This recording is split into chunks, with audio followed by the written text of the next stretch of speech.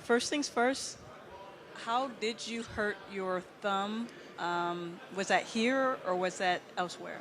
No, that was here. I've been here the last month working out with everybody. We've been working out every day in the weight room, and then we play 5-on-5 together. So that was here I think it was last Monday. I think it was the first game in open gym.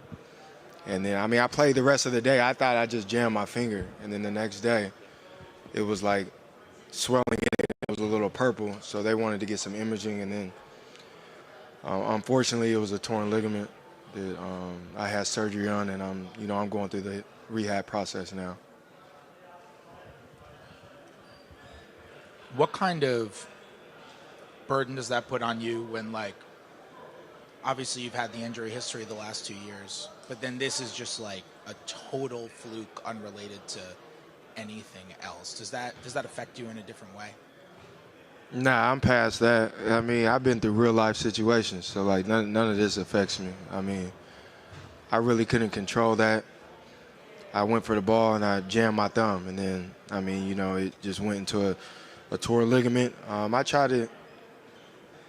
Everything happens for a reason. So when they told me the news, I laughed. Like I was in there laughing because I'm like, damn, it's always something. But at the end of the day, this won't break me. I've been through way worse. Isaiah, which team would you looking forward to play against the most? Would it still be Boston? Can you talk about it? The Seattle Sonics. Nah, I'm not. I'm just looking forward to playing. I really haven't played in 2 years, like meaningful games. So I'm looking forward to finally being healthy. Putting my hip injury, behind me, and I'm feeling really great. Other than injuring my thumb last week, but I'm looking forward to a really great season. I'm looking forward to being able to take advantage of the opportunity that they're giving me here, and helping in any way possible I can with the Wizards organization.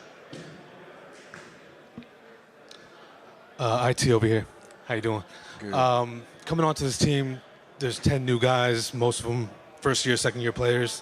With you being out, how have you kind of embraced the leadership role, kind of helping Coach Brooks kind of lead the way with these younger guys? Leadership role is just something I've always done, so it's not nothing that I'm trying to do that's new. I'm just who I am. I'm a lead by example. I'm a lead vocally, and like I said, they're giving me a great opportunity here, and I'm just here to help in any way possible. I know we got a lot of new guys, a lot of young guys, so I'm gonna show them the way any way that I can. And these guys ask a lot of questions, so that's always a sign of guys wanting to be great and guys wanting to be really good in this league. And I'm here for that. So I'm only 30 years old, so I'm not old at all. But I've been through a lot in this league, and I can show them a lot. So I'm here to help any way I can. IT, in the time that you were on the court with the guys and you've still been in the facility, what have you learned about your teammates even before day one? Guys are very, very hard workers. Everybody, this is the first time I've been on a team really that everybody's been here since the first. So we've been here a month already, getting familiar with each other. We was in LA in August together, getting together for a couple of days, working out. It's a great group of guys. You really see how great the group is when you hit adversity, though. In the middle of the year when things don't go as planned, and you see who's really in it for the long haul and the big picture. And I think these guys are in it for that. We got a great coaching staff, a great front office, and I'm one of the leaders on this team, so I'm here to lead in any way possible. I think you tweeted it that you're the lightest you've been since you were in college. Yeah. Does that help you? Or how has it helped you? It helps It helps my hip for sure. I just wanted to try to be as light as possible. I wanted to, get in the best shape I possibly could going into this season, just because, like I said earlier, I haven't played in a couple years, like meaningful games. I haven't played back-to-backs. I've been on a minutes restriction the last couple of years coming back from injury. So I just wanted to put myself in the best position possible to be able to take advantage of the opportunity given here with the Washington Wizards. And I think I've done a great job of that, other than, last week hurting my thumb. So. Hi, Isaiah. How you doing? I'm good. So I saw that you were at the Mystics game recently. You said you've been here for about a month. Yeah. I mean, how's your time been in D.C. so far, getting to know the culture, the fans, the environment where you're living? How's it been so far?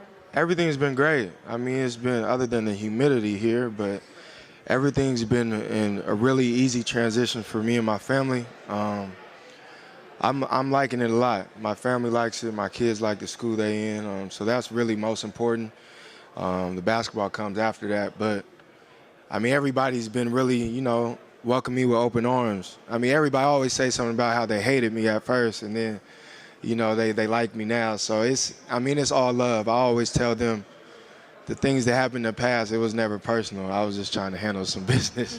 So, like I said, it's been welcome with open arms. The organization's been first class. The people around the city's been first class, and it's been genuine love, and I appreciate that.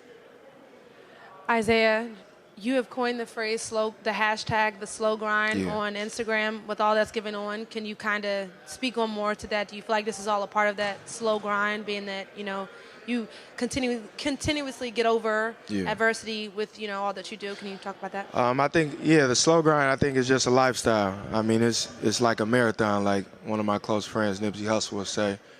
The marathon continues. I think in life is a slow grind no matter what. Like, anything that you work for is not going to come like this. So I know that throughout my career it's been like this, and the last couple of years have been really tough for me, but at the end of the day, I always say, it can't storm forever. Like, the sun got to come out at some point. And in my life, I always just been a guy that just continue to grind and continue to work for what I've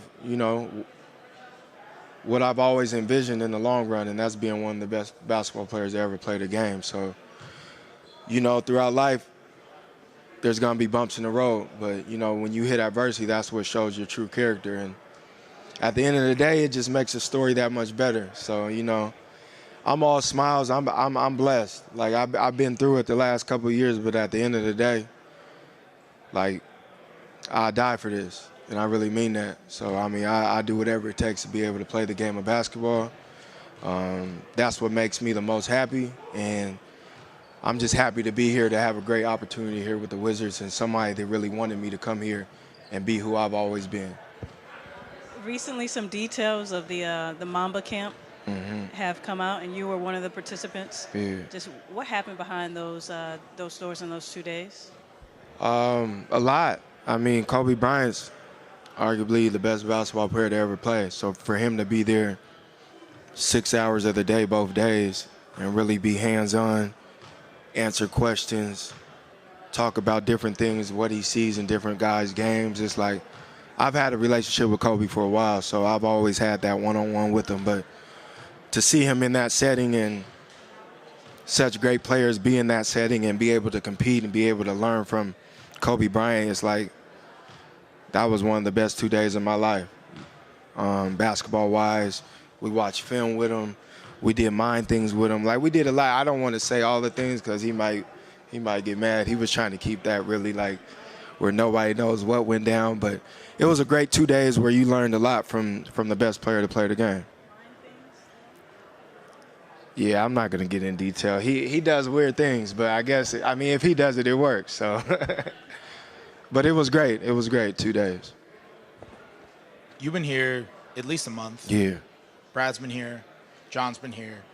How many times have you brought up that 2017 playoff series?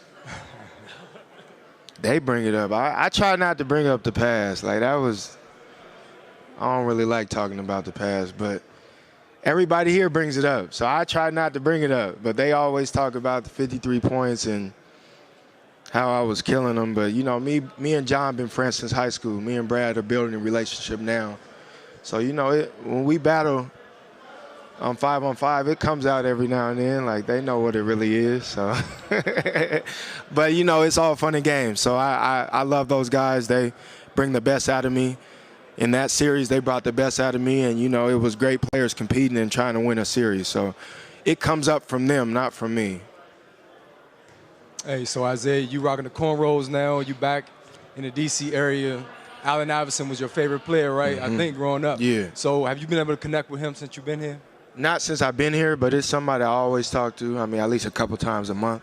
But I haven't been able to connect with him since I've been here. I've been busy, making this transition. But I guess I am trying to bring my, Allen Iverson to the DMV and try to, just bring excitement.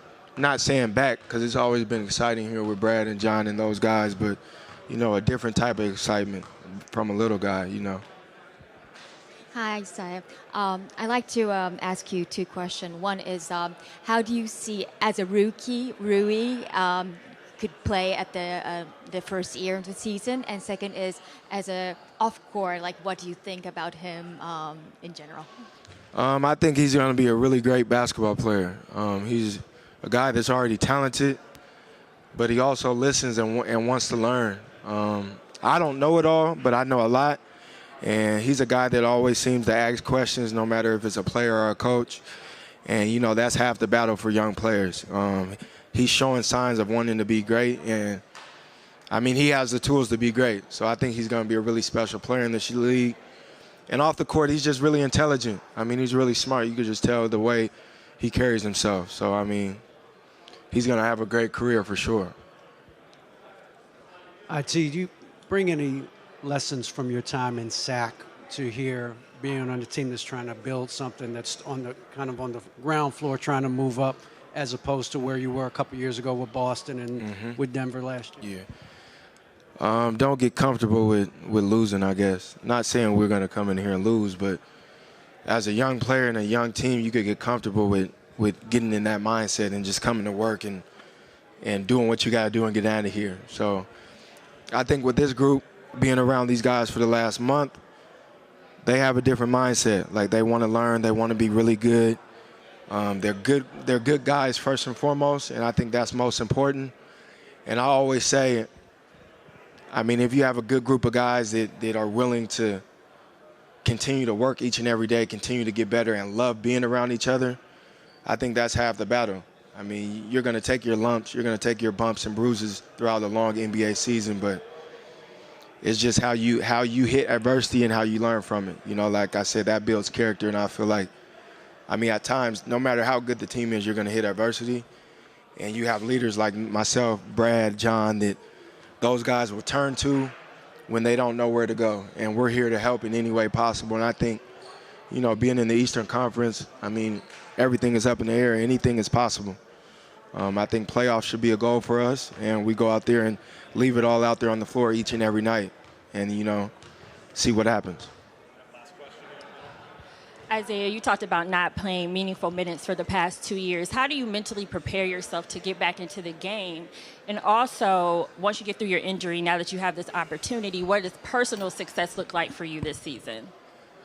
I know at the end of the day, it's going to take me time. Everybody wants it. Everybody wants me to get it back like this, but you got to understand, it took me so long to get to the MVP level.